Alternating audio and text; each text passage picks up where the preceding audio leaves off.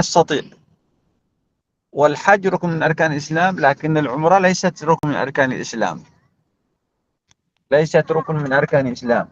فلذلك قال هنا تجب، ومعنى تجب أي أن الذي لا يأتي بها وهو قدير المطيع آثم، بقول الله عز وجل وأتموا الحج والعمرة لله، فسوى بين الحج والعمرة، أي أن العمرة والحج سوى في هذه الآية. تفضل. Baik, di sini al-mas'alatul khamisah tentang hukum umrah dan juga dalilnya ya. Nah, hukum umrah di sini tajib, di mana umrah itu bagaimana juga wajib.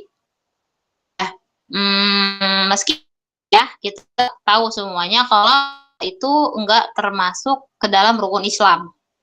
Bagaimana? Nah, kalau amal itu wajib, watimul hajja wal umrata lillah. Dan kerjakanlah haji dan umrah itu karena Allah Subhanahu wa taala. Nah, dari dalil ini katanya perintah umrah itu disandingkan dengan perintah haji. Maka kita dapat mengambil kesimpulan bahwasanya kedua-duanya sama-sama wajib, baik haji maupun umrah. Tapi catatan ya, wajib itu bagi siapa? Bagi yang mampu. Khalaas ya, Syekh. طيب الدليل الآخر من السنة قول النبي صلى الله عليه وسلم لعائشة لما سألته، أي أن عائشة يعني كانت تخاف أن الرجال يكون لهم من الأجر الكثير، فقالت يعني سألت الرسول صلى الله عليه وسلم يعني عن الجهاد، فأرادت أن تعرف يعني هل ستستطيع المرأة أن تجاهد أو لا، فسألته عن الجهاد أو عن جهاد النساء، فقال النبي صلى الله عليه وسلم نعم عليهن جهاد لا قتال فيه. يعني ما معنى جهاد؟ أي بذل الوسع والطاقة، بذل القدرة أو عمل بقدر ما يستطيع الإنسان، لا قتال فيه. ما هو الجهاد الذي يكون للنساء قتال فيه؟ فقال الحج والعمرة. لأبي رزين لما سأله أن أباه لا يستطيع الحج ولا العمرة ولا الضغن، فقال حج عن أبيك واعتمر. قول النبي صلى الله عليه وسلم حج عن أبيك واعتمر فيه دلالة على أن الحج والعمرة واجبة، لأنه إذا لم تكن واجبة لن يأمره النبي صلى الله عليه وسلم بأن يقضي الحج والعمرة عن أبيه. إذا لم تكن واجبة لن يأمره النبي صلى الله عليه وسلم بأن يقضي الحج والعمرة عن أبيه. وأركان العمرة ثلاثة هي الإحرام والطواف والسعي. تفضلي حتى نشرح هذه ثلاث الأركان. Nah, Syekh. Kemudian di sini ada hadisnya Aisyah radhiyallahu anha, bahwasanya ketika itu ada beberapa perempuan ya yang mengadu kepada Aisyah bahwasanya mereka itu enggak dapat jihad, bagaimana laki-laki itu mendapatkan pahala jihad. Jadi mereka merasa iri ya dengan apa yang keutamaan yang didapatkan oleh kaum laki-laki. Kemudian Aisyah berkata, ya mereka punya jihad tanpa harus berperang. Apa jihadnya? Adalah al-hajj wal umrah. Jihad yang bisa dilakukan oleh perempuan tidak usah perang. Mereka bisa melakukan al-hajj dan juga umrah. Dan perkataan Nabi Shallallahu Alaihi Wasallam kepada Abi Rozin ya, jika dia bertanya tentang bapaknya nggak bisa haji dan juga nggak bisa umrah. Terus kata Nabi apa? Haji an abi, berhajilah untuk bapakmu dan juga. Misalnya haji itu nggak wajib, di sini Nabi nggak bakalan nyuruh dia buat haji untuk bapaknya, nggak bakalan, atau umrah itu nggak wajib juga nggak bakalan nyuruh gitu ya. Tapi di sini Nabi memerintahkan keduanya, haji dan umrahlah untuk bapakmu. Dan artinya apa? Berarti haji dan umrah ini adalah wajib karena Nabi memerintahkan keduanya. Kemudian arkan umrah itu sah ya, jadi sedikit ya, nggak sebanyak haji. Apa aja? Ihram yang pertama, yang kedua tawaf, yang ketiga sa'i. Nah itu arkannya cuma ada 3, ihram, tawaf dan juga sa'i. Khalas ya Syekh. طيب أركان العمرة ثلاثة، والمقصود بالأركان يعني لم يأتي بواحدة منها العمرة باطلة. هي ثلاثة: الإحرام والطواف والسعي. كيف الإحرام؟ الإحرام المقصود به النية وتلبية مع يعني علامة الإحرام والتلبية أن يلبس الإحرام الذي هو الثوب الأبيض. إذن بعض الناس يظن أن الإحرام هو لبس الثوب الأبيض فقط ولم ينوي ولم يلبي، لم يدخل في العمرة إلى الآن. وإذا تجاوز الميقات المكاني، إذا تجاوز ذو الحليفة أو يلملم أو الجحفة، إذا تجاوزه ولم يصنع التلبية عليه دم إذا أراد أن يتم العمرة أو يرجع إلى الميقات. إذا ما هو الإحرام؟ الإحرام هي التلبية والنية، علامة ذلك أن يلبس الإنسان الإحرام. فإذا لبى ولم يلبس الإحرام العمرة صحيحة، لكن فيها فدية، فيها هدي أو فيها صيام.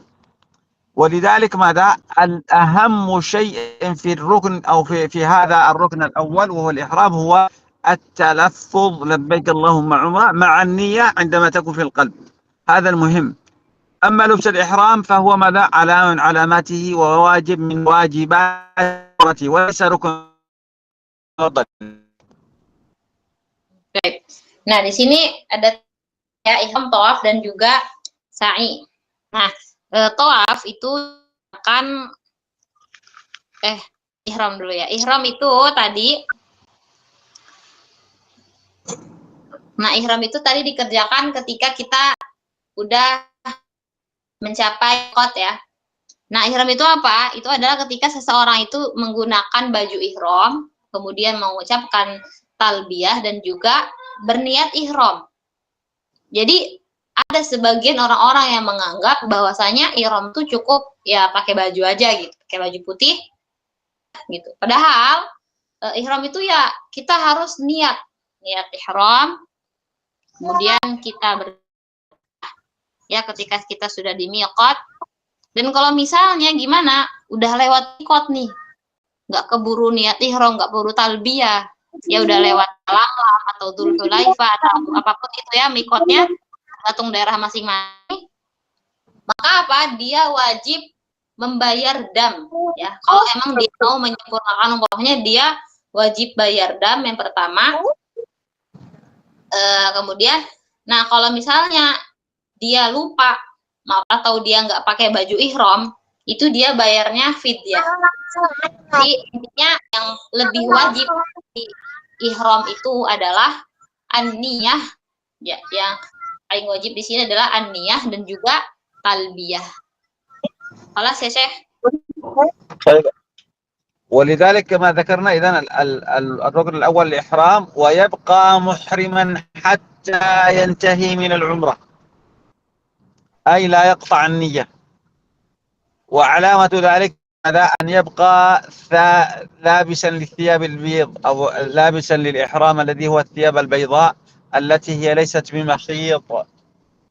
ثم بعد ذلك عندما يصل إلى المسجد الحرام أو إلى الكعبة فإنه يطوف الطواف ماذا؟ 7 أشواط.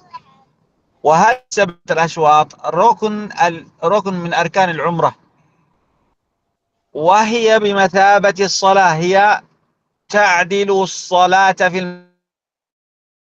لكنها تحية المسجد الطواف. ولذلك الإنسان إذا طاف كأن في ركعتين قدوب أو غير ذلك.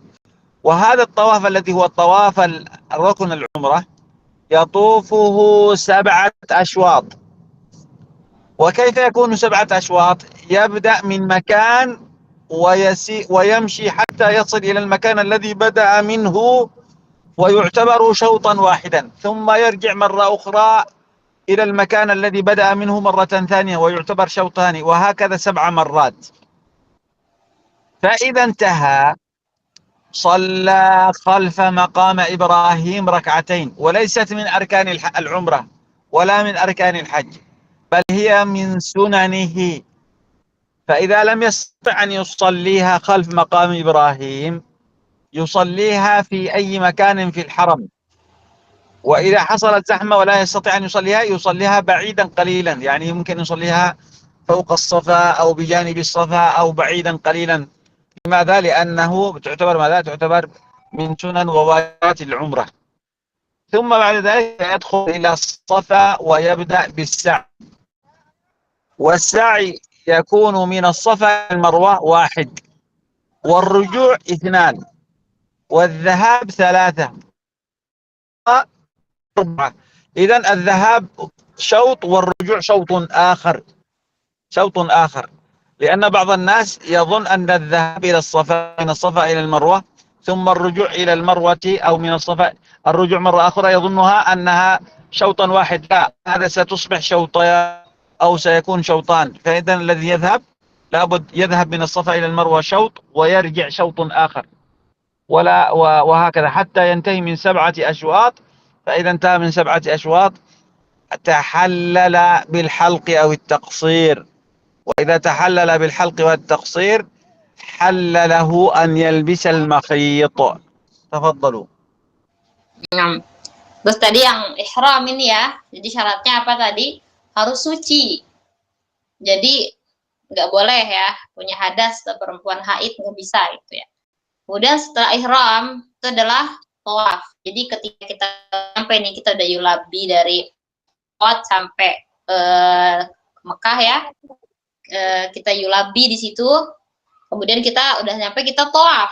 Nah, pahala tawaf ini itu kita sholat 2 rakaat tahiyatul masjid di Masjidil Haram. Jadi cukup dengan tawaf aja ya, kita tawaf, dan hitungan 7 putaran itu dari tempat awal kita berdiri. Jadi kita pas tawaf tuh harus tahu gitu, tadi aku dirinya di sini, jadi putaran pertama itu saat aku udah nyampe sini lagi. Jadi kita harus tahu nih kita awalnya dari mana tadi pas berdiri gitu. Nah kemudian setelah tawaf ya, itu disunahkan kita untuk sholat khalfah maqam Ibrahim. Ya, kita disunahkan sholat di belakangnya maqam Ibrahim. Tapi kalau nggak bisa, misalnya kayak penuh gitu ya, kita boleh menjauh sedikit. Atau kalau misalnya kita sholat di Safa, Bukit Safa, itu juga nggak apa-apa. Intinya sunnah sholat. Dan sholat 2 rakaat ini min sunnah dan juga wajibatul umrah. Jadi harus dikerjakan baik gitu. Setelah kita udah selesai sholat, ini kita sa'i antara Safa dan Marwah. Ya, sa'i ini adalah lari-lari kecil ya, bukan jalan, bukan lari. Nah, lari kecil ini dilakukan putarannya juga mulai Bukit Safa ke Marwah, dan ketika itu kita udah Safa lagi berarti terus begitu sampai 7 kali. Dan kalau misalnya udah selesai sa'i, lanjut ke tahliq ya, lanjut ke ngebotakin rambut, atau kalau yang perempuan berarti dipendekin aja, dicukur sedikit. Nah kalau udah menyelesaikan semua itu, baru kita boleh mengganti pakaian dengan pakaian yang ada jahitannya gitu. Khalas ya Syekh. طيب المسألة السادسة مواقيت الحج والعمرة. الميقات في اللغة، ميقات معناه عند العرب الحد، وشرعا أي الميقات معناه في الفقه الإسلامي أو الشريعة الإسلامية معناها موضع العبادة، أي كان العبادة، وزمان. والمواقيت تنقسم قسمين: مواقيت زمانية أي الوقت الزمان أو الوقت الذي يكون فيه العمرة، ومكانية أي المكان الذي يبدأ فيه الحج أو يبدأ فيه العمرة، يبدأ أداء الحج والعمرة من أي مكان يبدأ. طيب تفضلي.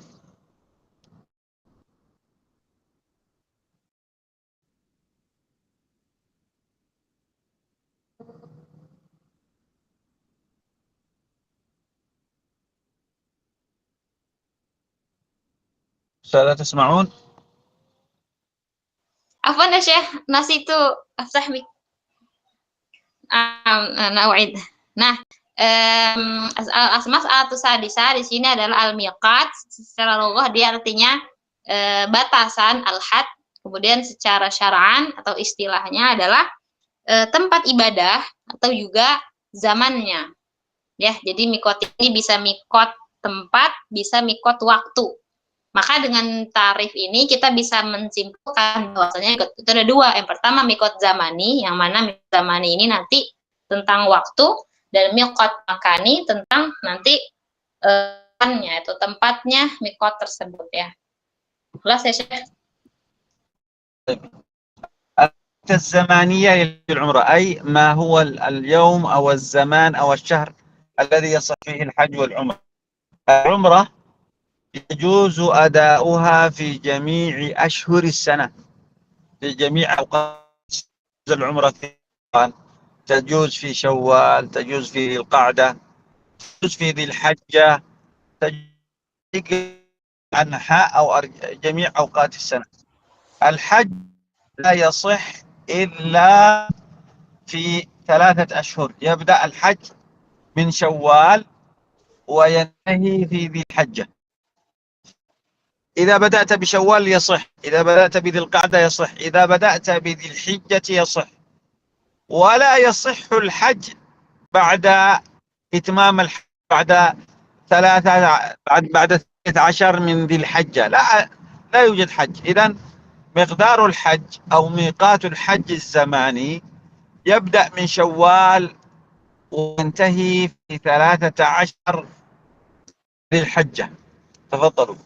لا يجوز في هذا الوقت، لا يجوز أقصد في غير هذا الوقت. Kemudian umrah itu dia miqatnya jajuz fi jami awqatis sana. Dia boleh kapan aja ya. Nggak kayak haji kan. Kalau haji kan tertentu gitu. Kalau umrah tuh boleh kapan aja. Boleh dari bulan Syawal ya sampai Dzulhijjah nanti, sampai waktunya haji. Nah, itu boleh ya kapan aja. Khalaas ya, Syekh. Nah, أيوة. السؤال كيف يمكن أن يكون الحج في شوال وفي ذي القعدة؟ الحج في شوال أو في ذي القعدة يوجد حج اسمه المتمتع. ما معنى المتمتع؟ يعني يحرم بالحج من الميقات ثم يصل إلى مكة بالطواف حول الكعبة، ثم السعي حول الصفا والمروة، ثم يحلق، ثم يخلع ثيابه. إذا جاء الحج في 8 ذي الحجة يلبس الإحرام مباشرة ويذهب إلى منى. هذا اسمه متمتع، لكن يجب عليه أن يعمل أو يذبح ذبيحة، لابد يأتي بالهدي. هذا يعني حتى لا يقول بعض الإخوة كيف يمكن أن يكون الحج في شوال، كيف يمكن الحج في ذي القعدة، أو كيف يمكن أن يكون في أول ذي الحج، بعيد يعني أيام بعيدة.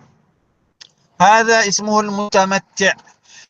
جاء يمكن أن يبدأ بطواف وسعي، ثم بعد ذلك ينزع ثوب الإحرام ويصبح كأنه عادي، إنسان ليس.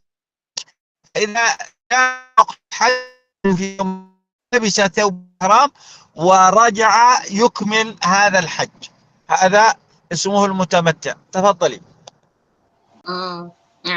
Nah, di sini ada ya yang namanya haji tamattu'. Nah, haji tamattu' itu gimana? Ketika seseorang melaksanakan haji, tapi dia melaksanakannya itu 1 bulan atau 2 bulan atau bahkan lebih ya dari sebelum tanggal hajinya. Misalnya dia hajinya tuh bulan Syawal atau Dzulqa'dahnya gitu dia haji. Nah, di sini dia jadi melaksanakan umroh dulu ya, dia dari mikot dulu, pokoknya kayak umroh lagi gitu. Dan ketika semua rangkaian umroh udah selesai, dia udah tahliq, kemudian udah pakai baju biasa, dan udah kayak orang nggak haji nggak umroh gitu, udah santai sampai nanti datangnya waktu haji. dia langsung aja gitu pergi nanti ke wukuf gitu ya. Nah, itu namanya haji tamattu. Nah, haji seperti ini itu dibolehkan, namun dengan catatan ya, dia harus membayar denda atau fidyah yang mana nanti akan diterangkan berapa gitu fidyahnya. Halas ya, Syekh. أو أن يحج مفردا أو قارنا. ما معنى القارن؟ يقول أنا سوف آتي بعمرة وبحج معا، فيأتي بالعمرة ثم يبقى محرما لا ينزع الثوب، وهذا إذا كان كذلك وبقى فترة طويلة يعني معنى ذلك أنه يحتاج أنه لا يخالف الإحرام، يحتاج لا يقص شعره ولا أظافره، يحتاج ألا يتكلم بكلام سيء، يحتاج أنه يحافظ على الإحرام، وهذا اسمه يعني عمرة وحج معا ولا ينزع ثوب الإحرام. أو مفردا، والمقصود بالمفرد يقول أنا سوف أحج حجا واحدا وهو يصل مثلا في شوال، يصل في ذي القعدة، فيبقى محرما لا ينزع ثوب الإحرام، وهذا يستمر ولا بد له أن لا يخالف، يحذر من المخالفة، لا يقص الثوب، لا يغطي رأسه، لا يعني يعني مثلا الأحذية الخفاف أو ما يسمى بهذا ماذا بهذا الوقت الجزمة أو ماذا، ليس الصندل، الجزمة التي هي ماذا، التي هي مثل الخف التي تستر جميع الرجل، هذا لا يحق له أن يلبسها وهو ماذا محرم. ولذلك ماذا الأفضل له أن يكون متمتعا إذا جاء مبكرا في شوال أو في غيره. تفضلوا. Nah, boleh juga nih kalau misalnya selain haji tamattu tadi, kita boleh melaksanakan haji qiron. Nah, haji qiron itu gimana? Ketika kita membarengkan ya antara umroh dan juga haji. Ya, jadi selesai umroh tadi, dia nggak boleh pembatalan-pembatalan. Tetap nggak boleh ganti baju, nggak boleh pakai tutup kepala, nggak boleh nggak boleh pakai sepatu yang menutup itu ya, nggak boleh gitu. Sampai nanti datangnya haji, nggak boleh itu karena dia keadaannya masih ihram, nah itu nggak boleh. Nah, atau haji ifrad tadi ya, haji ifrad juga sama. Ketika orang memisahkan antara haji dan umrohnya, tapi nggak diselesain gitu. Jadi selesai umroh itu dia nungguin haji dan tetap itu selama penungguan tersebut dia tetap nggak boleh ganti baju, nggak boleh pakai, pokoknya melaksanakan hal-hal yang membatalkan umroh atau haji nggak boleh gitu. Nah, hanya untuk orang emang ketika haji dia datangnya lebih awal, itu lebih disarankan untuk menggunakan haji yang tamattu tadi, meskipun nanti di akhirnya bakal ada denda ya, tapi lebih disarankan pakai haji yang tamattu tadi. Halas ya, Syekh. طيب الحج أشهر معلومات دليل على أن ليس في كل أيام السنة، إنما يكون في شوال وذي القعدة والحجة، وليس ذا الحج كاملا. الحج أشهر، ولم يقل الحج يعني قال أشهر معلومات أي معدودة وقليلة. Nah, di sini dalam bulan tertentu firman Allah, al-hajju asyhurum ma'lumat. Nah, asyhur di sini maksudnya adalah Syawal, Dzulhijjah. Nah, Hijjah di sini juga nggak 1 bulan penuh. Ya, cuman ya sampai haji itu selesai lah ya. Setengahnya gitu. خلاص يا شيخ. أما الميقات، هذا الميقات الذي تكلمنا عنه الزمان، يعني متى يبدأ ومتى ينتهي. الآن نتكلم على ميقات المكان، من أين يبدأ الحج أو من أين تبدأ العمرة. مكة سيأتي من كل بلاد لها ميقات، كل بلاد لها ميقات. ما هو أو المكان الذي يبدأ فيه بلبس الإحرام والنية وقلع الثياب، ويكون يعني خلاص يبدأ من هنا يستعد للحج أو للعمرة. ما هي الميقات المكانية؟ الميقات المكاني هي ذا الحلي أو ذو الحليفة. مقصود بذو الحليفة يعني منطقة بقريب المدينة، الآن في المدينة، أصبحت في المدينة. وهذا ذي الحليفة هي لأهل المدينة ولمن جاء من هذا المكان. يعني إذا أنا مثلا سافرت من أندونيسيا إلى المدينة وأريد أن أذهب إلى مكة من طريق المدينة، إذا سأعتمر أو سأبدأ بالحج من مكان المدينة أو من ذي الحليفة. إذا ما هو الميقات؟ قلنا ذو الحليفة لأهل المدينة ومن جاء من طريقهم من أي مكان في العالم. لأهل الشام الجحفة، ولنجد قرن نازل، أهل يعني المناطق الشمالية التي هي قريبة من العراق. والجنوب أهل اليمن والجنوب يلملم. ولذلك قال النبي صلى الله عليه وسلم يعني جعل واحد من الشمال وواحد من الغرب وواحد من الشرق وواحد من الجنوب، ثم قال هن، أي هذه الميقات لأهل المدينة، لأهل الشام، لأهل نجد، لأهل اليمن، لهن أي لهذه البلاد. ولمن أتى عليهن أي ولمن جاء من هذه البلاد ممن لم يسكن فيها من غير أهلها، بس بشرط أن يكون جاء من هذه البلاد يريد الحج والعمرة، لا يريد العمل ولا يريد النزهة أو غير ذلك.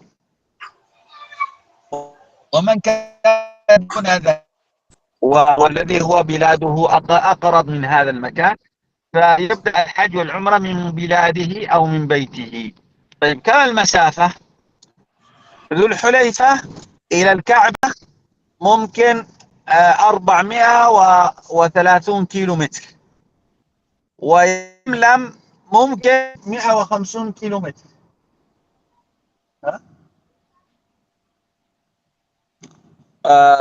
طيب تفضل يا أستاذة، يعني حتى لا ننسى بعض الكلام. Nah, nah, kemudian tadi yang kita bahas ya sebelumnya itu dia itu adalah mikot zamani. Yang di sini kita ngebahas kapan waktu haji, kapan waktu umroh, ada haji ifrat. Nah itu berdasarkan mikot zamani. Adapun mikot makani, haji wal umroh, mikot itu apa sih? Mikot itu adalah tempat yang mana di tempat tersebut kita tuh mulai melakukan ihram, mulai mengganti baju, mulai adanya pengharaman. Nah, namanya mikot. Nah kemudian mikot ini itu beda ya setiap negara, jadi nggak semuanya sama. Nah, pertama itu ada Dzul Hulaifah. Nah, Dzul Hulaifah itu adalah sebuah tempat yang dekat di Madinah ya, dekat dan mikot itu khusus aja. Ya, khusus buat orang-orang Madinah yang tinggal di Madinah dan bermaksud untuk haji, mereka memulai ihram itu dari mikot Dzul Hulaifah, atau orang-orang yang ke Madinah dengan bermaksud haji. Jadi langsung nyampe Madinah dan mulai mikotnya itu di Madinah dan bermaksud haji itu juga di Dzul Hulaifah. Ya, jadi beda ya, kita datang dari Indonesia terus nanti mikotnya itu di Yalamlam dulu, beda. Kalau kita datang dari Indonesia langsung ke Madinah, maka kita mikotnya itu di Dzul Hulaifah. Dan ini orang yang orang Jufa, orang Najd, Manazil, orang Yaman, mikotnya Yalamlam. Gitu. Nah, itu Madinah atau Dzul Hulaifah wa Madinah wa Makkah. نعم نعم، هذا هي 450 من الحرم إلى الحرم، وهذا يبعد عنها ما يقرب من 20 كيلو إلى 20 كيلو. إذن 430 كيلو متر من ميقات أبيار علي، هي تسمى الآن أبيار علي، وهي ذو الحليفة، وتبعد عن مكة أو عن الحرم 430 متر، وهذا أبعد ميقات. هذا أبعد ميقات. Nah, ini Dzulhulaifah ini jaraknya 430 km ya, teman-teman. Dan ini adalah mikot jauh emang ya, mikot terjauh. Itu ada di Dzulhulaifah yang mana jaraknya dari tempat tersebut ke Mekah itu sekitar 430 km. Jelas ya, Syekh? أما ميقات مثلا الجحفة وميقات يلملم أحدهما 150 أو 145 والآخر 170 هكذا قريب. ويوجد أقل من ذلك وهو ميقات السيل الكبير أو الطائف وغير ذلك. وهذه المواقيت تختلف من حسب المسافة، ليست واحدة، بعضها طويل وبعضها قريب من الحرم. تفضلي. Nah, jadi mikotnya itu selain Dzulhulaifah tadi ada Yalamlam.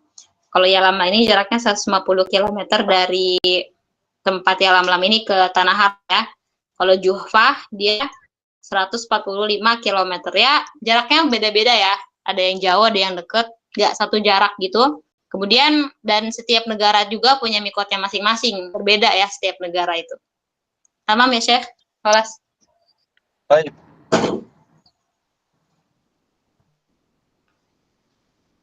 لحظة. حتى نفتح الصفحة. بعد ذلك ماذا؟ هذه المواقيت، فمن تعدى، أي إذا إنسان يريد العمرة أو يريد الحج ووصل إلى هذا الميقات وتجاوزه، أي مشى من جانبه ولم يحرم، فإذا كان قريب الأفضل له أن يرجع إليه حتى ماذا؟ حتى يدفع ما أو لا يأتي بدم ويجب عليه دم. وإن لم يتمكن الرجوع فعليه فدية. والفدية ما هي الفدية؟ يذبحها ويوزع مساكين. إذن الذي تعدى، والمقصود بتعدى أي مشى من جنبه بجانب هذا الميقات ولم يحرم. والمقصود بلم يحرم لم ينوي الإحرام، لم يقل لبيك اللهم عمرة أو لبيك اللهم حج، أو يقول لبيك اللهم لبيك لبيك لبيك اللهم عمرة. هذه التلبية أو هذه النية هي المهم. وبعد ذلك لابد له في الإحرام أو في هذا أن ينزل ويغتسل ويلبس ثوبا جديدا غير مخيط، أي لا يكون مخيط، هو الإحرام الذي يلبسه الناس. وبذلك يصلي ركعتين في هذا المكان سنة الوضوء أو سنة الإحرام. ثم بعد ذلك يبدأ بالتلبية ويقول لبيك اللهم في هذا المكان، سواء في ذو الحليفة أو في يلملم أو الجحفة أو قرن المنازل. لكن إذا لم يستطع أن ينزل ويغتسل ويصلي ركعة، هذه سنن لابد أن يلزم ويلبي بصوت مرتفع ويخلع ملابسه التي هي فيها خيط مخيطة ويلبس ثوب الإحرام. تفضلوا. Nah, kemudian untuk miqat ini ya, bagaimana? Karena kan miqat ini kan awal ya, awal dari kalau kita mau haji dan umrah itu awal dari miqat. Gimana orang yang kelewatan gitu miqatnya, jadi mereka nggak ngelewatin miqat gitu perjalanannya, maka disarankan bagi orang tersebut kalau misalnya jarak yang terlewat itu dekat miqatnya, itu lebih baik dia balik lagi agar nanti tidak membayar dam ya. Jidam itu apa tadi? Kita hewan, dan hewan itu dibagikan untuk rumah sakit yang ada di kota Mekah dan Madinah gitu. Nah, itu damnya ya. Nah, kemudian di miqat ini yang kita lakukan setelah kita sampai miqat itu ganti baju, sholat sunnah 2 rakaat, boleh atau sholat sunnah ihram. Nah, sholat sunnah 2 rakaat di masjid di miqat tersebut. Kemudian setelah sholat sunnah pakai baju, itu kan niat ya, labbaik Allahumma umrah atau labbaik Allahumma hajj, tergantung niatnya, umrah atau haji gitu ya. Nah, kemudian mau dia di Dzul Hulaifah, mau dia di Yalamlam, mau di Jufah, mau di Qarnul Manazil, sama aja kayak gitu. Ya, jadi kita pakai baju ihram dan sholat, kemudian berniat labbaik Allahumma labbaik ya, sampai ke tanah haram. خلاص يا شيخ.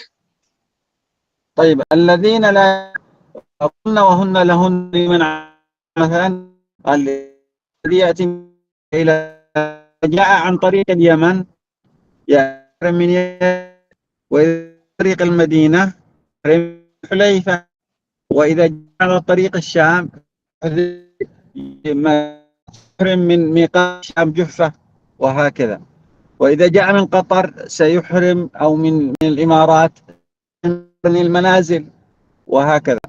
إذن هن له من أتى عليهن. الذي هو الذي منزله قد يحرم من مكانه أو بيته، وبس يغسل وماذا يلبس الإحرام، ثم بدأ يلبي وينوي بالعمرة. تفضلي. Ama fi Indonesia aina miqat ya Syekh? إذا جاء عن طريق اليمن يحرم من يلملم، وإذا جاء عن طريق المدينة الأندونوسي، إذا جاء عن طريق المدينة سيحرم من ذو الحليفة. من أي مكان هو يصل من المكان الذي جاء على طريقه. لكن يعني مثلا أنا يعني من إندونيسيا وركبت طائرة من مطار جاكرتا إلى جدة ليس إلى المدينة. ماذا يجب علي؟ يجب علي أن أحرم في الطائرة عندما أكون مقابل لميقات الشرق قرن المنازل، فألبي وأنا في الطائرة. هذا إذا لم أنزل بعد الميقات، إذا لم أنزل في المنطقة لكن أنا أسافر إلى المدينة، لا أحرم في الطائرة، سأحرم في مكان أو في ميقات المدينة. تفضل. نعم.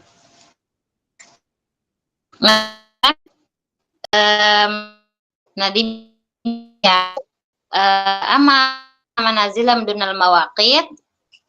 Kalau misalnya tempat tinggal itu nggak di mikot ya, maka mereka itu kalau misalnya ada di rumah mereka itu dekat mikot ya, kalau misalnya rumahnya itu ada di sebelum mikot, maka mereka ihram dari rumah mereka aja gitu. Nah, kemudian untuk mikot ini sendiri, nah itu dia beda-beda ya. Kalau misalnya Madinah, maka dia mikotnya itu adalah Dzul Hulaifah. Kemudian Yaman, maka mikotnya itu adalah Yalamlam. Kalau Syam, mikotnya itu Juhfah. Kalau Jeddah, ya mikotnya itu adalah Qarnul Manazil. Nah, terus untuk kita nih, kita orang Indonesia nih, misalnya mau haji, amin gitu ya. Maka kita tergantung ya, kita nanti datang dari pesawatnya itu kemana gitu. Kalau misalnya kita lewat Jeddah, kita di Qarnul, atau kalau kita dari berarti kita ke Hulaifah. Karena beda tergantung dari maskapai gitu. خلاص يا شيخ. طيب لا يحرم الإنسان الأندونيسي إذا هو يركب إلى جدة من الطائرة، لأن جدة قبل الميقات الذي هو للشرق، ولذلك سيحرم. إذا هو لا يحرم في الطائرة سيتجاوز الميقات وسيصبح عليه فدية، يحرم في الطائرة. لكن إذا هو ينزل في المدينة لا يحرم في الطائرة، يحرم من ميقات. إذا هو يسافر إلى اليمن لا يحرم من الطائرة، سيحرم من ميقات اليمن، وهكذا. هذا للتوضيح. أكمل هذا التوضيح لو سمحتم. Nah, ini tadi kan ya, untuk misalnya orang Indonesia nih yang mikotnya itu di Jeddah ya, kemudian ya tajawaz, dia melewati gitu. Nah, maka itu diwajibkan bagi dia untuk niat ihram di pesawat. Karena kalau dia nggak niat ihram, nanti itu jatuhnya dia bakal kelewat gitu ya. Nah, kalau dia udah kelewat, berarti dia harus bayar fidyah. Nah, bayar dam. Nah, gitu. Makanya untuk penegasan ya, bagi orang yang misalnya haji, ketika dia melewati makan, yang mana makan tersebut sudah melewati mikotnya, maka dia niat ihram itu ketika sedang di pesawat, agar tidak jatuh dam nantinya. خلاص يا شيخ. طيب الوقت انتهى، وسنأتي في الأسبوع القادم بأركان الإحرام أو أركان الحج ونتكلم عنها لأنها طويلة قليلا. نختم، أو من لديه سؤال يتفضل، ما لم نختم. Apa ada pertanyaan teman-teman?